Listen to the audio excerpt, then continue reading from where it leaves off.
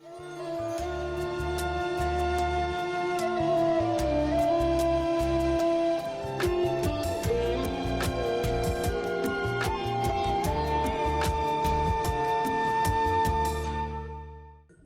माँ है 86 साल की थी मेरी माँ। तो डॉक्टरों ने बोला इनके लीवर ये है, फलाना ये है, ढिंगना, दुनिया भर की बीमारी है, एक दिन से ज़्यादा नहीं जिएगी। 23 घंटे बीत गए। मैंने मेरे वैद्य को भेजा, हमारे साथ दवाखाने देखता है वो वैद्य, उसको भेजा। तो वो महिला आश्रम में, हमारे आश्रम से आधा किलोमीटर पे है महिला आश्रम, देख के आया मेरी माँ को। उसने बोला बापूजी अब कुछ भी नहीं हो सकता है। मैं क्या भाई कुछ तो कर, तू मेरा शिष्य है, मेरे दवाखाने देखता है, तू कुछ तो कर। बोले बापूजी नाड़ी विपरीत चल रही है, इसमें वैद्यकीय या डॉक्टरी कुछ नहीं हो सकता है। माताजी तो जाके ही मानेंगी।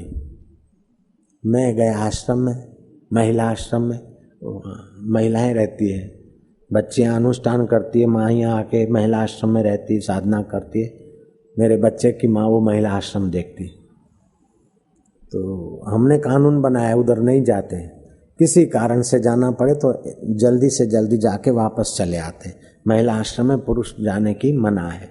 किसी काम से गया, कुछ लाइट का हुआ है और कोई काम हुआ है कुछ, तो हम गए महिला आश्रम। मेरी माँ वहाँ रहती थी। तो मेरी माँ मेरे को बेटा नहीं मानती, जैसे कपिल मुनि की माँ कपिल को बेटा नहीं मानती थी, साक्षात गुरु मानती थी, भगवान मानती थी, मेरी माँ मेरे को ऐसा ही मानती।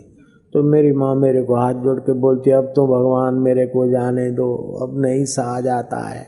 तो उसकी मेरे प्रति श्रद्धा है। पत्नी ने जितना आपको नजीक से देखा है उससे भी ज्यादा माता ने देखा है। जयराम जी की आपको जितना माँ पहचानती है उतना पत्नी नहीं पहचानती। फिर भी उस माँ की श्रद्धा बनना और पुत्र को पुत्र न मानना और गुरु मानना या भगवान मानना, ये बहुत बड़ी बात। तो उसके पास ऐसी बड़ी बात थी तो मैंने उसका फायदा उठाया। मेरी माँ बोले प्रभु मेरे को जाने दो, नहीं सहा जाता, अब तो जाने दो। और डॉक्टर ने बोला जाएगी, वैद्यों ने बोला जाएगी। मैंने उसकी श्रद्धा का सदुपयोग किया। मैं क्या मैं नहीं जाने दूंगा, तुम कैसे जा सकती, मैं देखता हूँ। मैं बोलता हूँ तुम नहीं जाओगे, मैं नहीं जाने देता। तो बोले फिर क्या करूँ।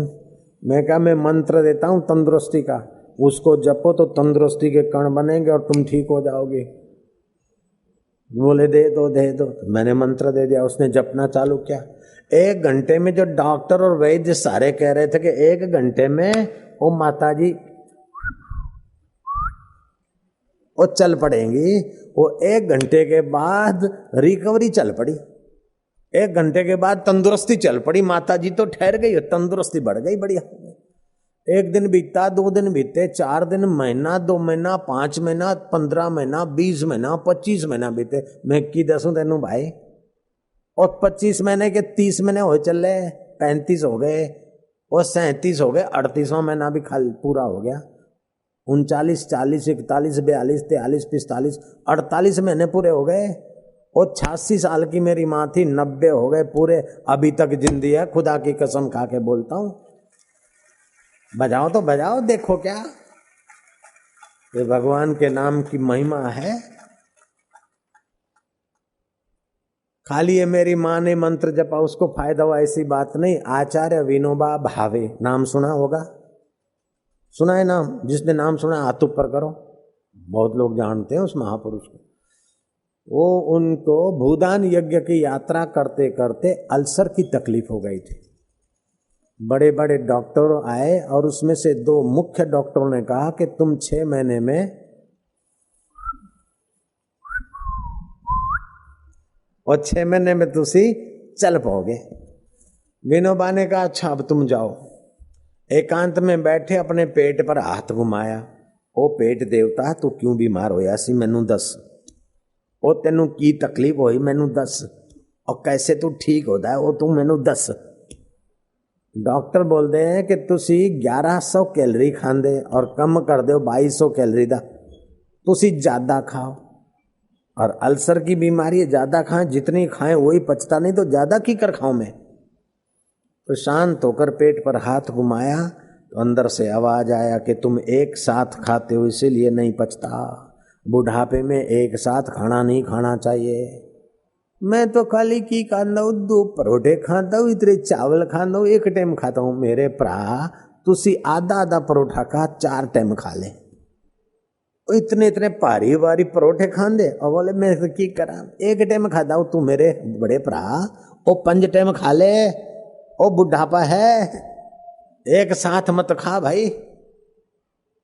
बुढ़ापे में एक साथ खाना नहीं खाना चाहिए, थोड़ा थोड़ा थोड़ा थोड़ा, हर 2 घंटे 2 घंटे 2 घंटे, ऐसा नहीं थोड़ा अभी खाया 10 मिनट में, थोड़ा खाया 10 मिनट में, नहीं 2-2 घंटे में थोड़ा थोड़ा खाया। वो दूध शुद्ध है तो 2 घंटे, और फल फ्रूट है तो 1-8 घंटे के बाद दूसरा खा सकते। तो आचार्य विनोबा भावे जो खाते थे उस खुराक को 17 हिस्सों में बांट दिए, 17 टाइम खाते थे। अब तो जयराम जी बोलना पड़ेगा। विनोबा भावे जब हयात थे तो उनकी मैगजीन चलती थी, जैसे अपनी लोक कल्याण सेतु चलती है, ऋषि प्रसाद चलती है। तो उनमें उन्होंने लिखा कि जिस डॉक्टर ने कहा था कि आप 6 महीने में मर जाओगे, वो डॉक्टर सज्जन 2 साल के बाद मर गया, और दूसरा डॉक्टर 6 साल में मर गया और मैं अभी तक जिंदा हूं। तो कभी कभार ये दवाइयां शवाइयां और साइंस पड़ी रह जाती है, भगवान की भक्ति और मनुष्य का श्रद्धा उससे पार हो जाता है दुखों से, मुसीबतों से।